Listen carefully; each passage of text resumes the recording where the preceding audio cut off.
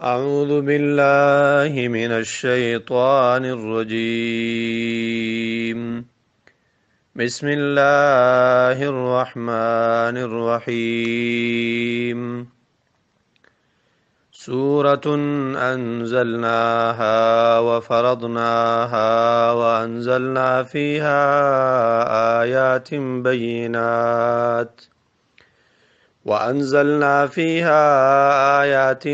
بينات لعلكم تذکرون۔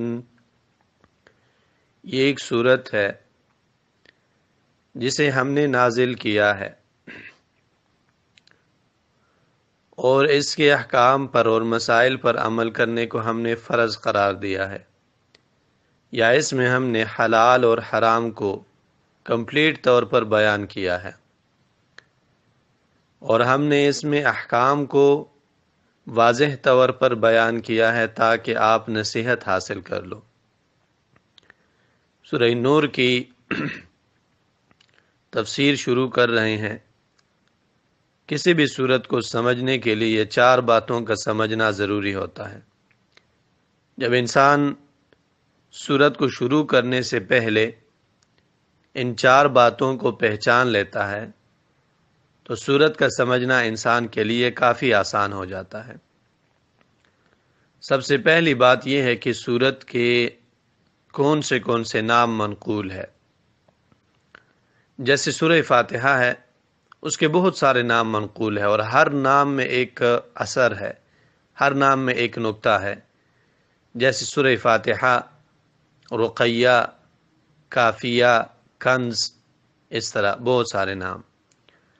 سورہ نور کا صرف ایک ہی نام تفسیر کی کتابوں میں منقول ہے، اور وہ نور ہے۔ اس سورت کا یہ نام اس آیت کی وجہ سے رکھا گیا ہے کہ اللہ نور السماوات والارض مثل نورہ کمشکاۃ فیہا مصباح المصباح فی زجاجہ الزجاجۃ کأنہا کوکب دری یوقد من شجرۃ مبارکہ۔ سورہ نور کا یہ نام کیوں رکھا گیا ہے؟ اس میں کیا نکتہ ہے؟ اس میں نکتہ یہ ہے کہ اس سورت میں اللہ تعالیٰ نے ایک خاص روشنی رکھی ہے۔ نور عربی زبان میں روشنی کو کہا جاتا ہے۔ جو انسان اس سورت پہ عمل کرتا ہے اس انسان کا دل نور سے بھر جاتا ہے، اس کی زندگی روشن ہو جاتی ہے۔ اور جو انسان اس سورت کو یاد نہیں کرتا، اس میں ذکر کیے ہوئے مسائل پہ عمل نہیں کرتا، اس کی زندگی تاریکی سے بھر جاتی ہے۔ دوسری چیز جو ہمیں پہچاننی چاہیے وہ یہ ہے کہ اس سورت کی فضیلت میں کیا منقول ہے۔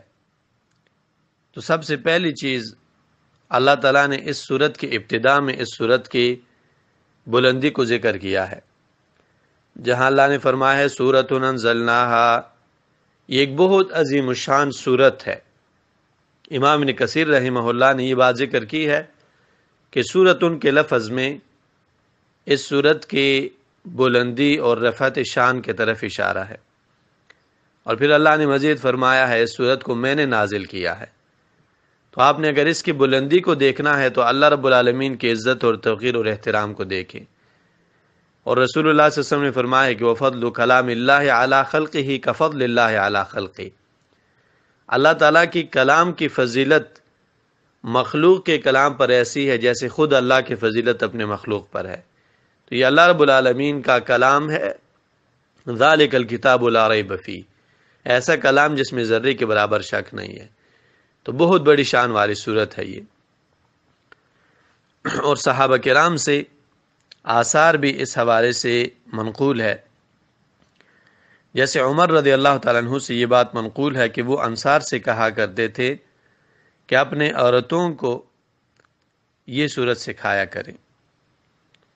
اور ابو وائل سلمی فرماتے ہیں کہ حج کے موقع پر عبداللہ بن عباس رضی اللہ عنہما خطبہ دے رہے تھے، تو انہوں نے خطبے کے لیے سورہ نور کو سلیکٹ کیا، اور سورۃ نور کی تفسیر کرتے رہے واللہ لو سمع هذا الروم والفرس والدیلم لاسلموا۔ اگر عبداللہ بن عباس کی یہ تفسیر فارس اور روم اور دیلم والے سنتے تو وہ ضرور مسلمان ہو جاتے۔ عبداللہ بن عباس رضی اللہ عنہما نے اس دن، حج کے دن جو کہ لاکھوں کے حساب سے لوگ آئے ہوتے ہیں، سورہ نور کو کیوں سیلیکٹ کیا؟ کیونکہ یہ بہت ہی ایک ضروری صورت ہے اور اس میں بہت ضروری مسائل اور احکام ذکر ہے۔ تو دوسری چیز جو ہمیں پہچاننی چاہیے وہ کیا ہے؟ وہ یہ ہے کہ سورت کی فضیلت میں کیا منقول ہے۔ تیسری چیز جو ہمیں پہچاننی چاہیے وہ یہ ہے کہ یہ سورت مکی ہے یا مدنی، اور اس حوالے سے میں نے پہلے وائس سینڈ کی تھی کہ مکی اور مدنی صورتوں میں فرق کیا ہے۔ اس سے بھی سورت کا سمجھنا کافی آسان ہو جاتا ہے۔ تو سورہ نور مدنی صورت ہے۔ اب جب ہم یہ کہتے ہیں کہ یہ فلان صورت مدنی ہے تو اس کا مقصد یہ ہوتا ہے کہ اس صورت میں عقیدہ فضائل نہیں ذکر، بلکہ اس صورت میں مسائل اور احکام ذکر ہے۔ تو سورۃ نور میں بھی احکام اور مسائل ذکر ہے۔ چوتھی چیز جس کا سمجھنا ہمارے لیے ضروری ہوتا ہے سورت کو شروع کرنے سے پہلے، وہ یہ ہے کہ اس سورت میں بنیادی مسائل جو ذکر ہے وہ کون سے مسائل ہے۔ تو اس سورت میں بنیادی 6 مسائل ذکر ہے۔ سب سے پہلا مسئلہ جو اس سورت میں ذکر ہے وہ استئذان کا مسئلہ ہے۔ اللہ تعالیٰ نے ذکر کیا ہے کہ جب بھی آپ کسی کے کمرے میں جاتے ہو تو آپ کو اجازت لینی پڑے گی، اور اس کی 3 صورتیں ہیں کہ کب ہمیں اجازت لینی پڑے گی اور کب نہیں، یہ وہاں تفصیل سے بیان کریں گے۔ یہ مسئلہ اللہ تعالیٰ نے سورہ نور آیت نمبر 27 میں ذکر کیا ہے۔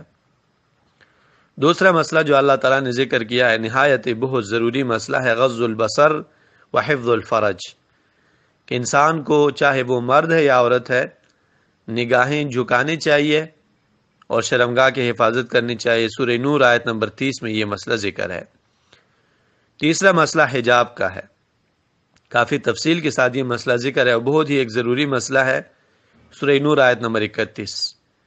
چوتھا مسئلہ جو اللہ تعالیٰ نے سورہ نور میں ذکر کیا ہے، تسہیل و تزویج الشباب، کہ جب بھی آپ کی بیٹی بہن یا آپ کا بیٹا جوان ہو جائے تو بروقت اس کی شادی کرنی چاہیے اور شادی کے معاملات میں آسانی کرنی چاہیے۔ ساتواں مسئلہ جو ذکر ہے سورت میں، منع البغاء۔ بغاء کا مطلب ہوتا ہے کہ بے حیائی اور عریانی سے اپنے رعیت کو بچائیں۔ یہ مسئلہ اللہ تعالیٰ نے سورہ نور آیت نمبر 33 میں ذکر کیا ہے۔ چھٹا مسئلہ جو اللہ تعالیٰ نے ذکر کیا ہے وہ یہ ہے کہ فحاشی عریانی اور بے حیائی کی طرف جاتے ہوئے جتنے بھی راستے ہیں، جانے کے جتنے بھی راستے ہیں، جتنے بھی اسباب ہیں، انہیں ختم کر دیں، ان راستوں کو بند کر دیں، اور اسے شریعت مطہرہ میں سد الذرائع کا قانون کہا جاتا ہے۔ یہ اللہ تعالیٰ نے سورہ نور آیت نمبر 19، 23 اور 24 میں ذکر کیا ہے۔ تو بہت ہی ایک بنیادی صورت ہے، خاص کر عورتوں کے لیے، کہ عورتوں کے بنیادی مسائل اس صورت میں ذکر ہے۔ اس وجہ سے عمر رضی اللہ عنہ نے کہا تھا کہ یہ صورت اپنے عورتوں کو یاد کروائیں، اور اس وجہ سے عبداللہ بن عباس نے حج کے موقع پر اس صورت کو سیلیکٹ کیا تھا۔ سورۃ انزلناہا، یہ ایک صورت ہے جسے ہم نے نازل کیا ہے۔ وفرضناہا، فرضناہا کے 2 تفسیریں منقول ہے۔ پہلی تفسیر عبداللہ بن عباس امام قتادہ کی ہے۔ وفرضناہا کا معنی ہے کہ بینا الحلال والحرام، اس صورت میں کیا حلال ہے اور کیا حرام ہے ہم نے کمپلیٹ طور پہ، اللہ تعالیٰ فرماتے ہیں، بیان کیا ہے۔ جیسے قرآن میں اللہ نے فرمایا ہے کہ تبیینا لکل شیء، قرآن کی ایک خاصیت یہ ہے کہ یہ قرآن ہر چیز کا کشادہ طور پر، کھلے ڈولے طور پر بیان کر دیتا ہے۔ ایک معنی یہ ہے وفرضناہا کا۔ دوسری قرأت جو یہاں منقول ہے وہ فرضناہا ہے۔ امام بخاری رحمہ اللہ نے یہ تفسیر ابو العالیہ سے نقل کی ہے۔ تو وفرضناہا کا معنی کیا ہے کہ اس صورت میں جتنے بھی احکام اور مسائل ذکر ہے ان میں کوئی بھی سنت اور مستحب نہیں ہے، سب کے سب مسائل جو اس صورت میں ذکر ہے وہ فرض ہے۔ تو یہ دوسرا معنی ہے۔ وَأَنزَلْنَا فِيهَا آيَاتٍ بَيِّنَاتٍ، اور اللہ فرماتے ہیں کہ میں نے اس میں آیاتیں نازل فرمائی ہے، بینات جو بالکل کھلی اور واضح ہے، لعلکم تذکرون تاکہ آپ نصیحت حاصل کر لو۔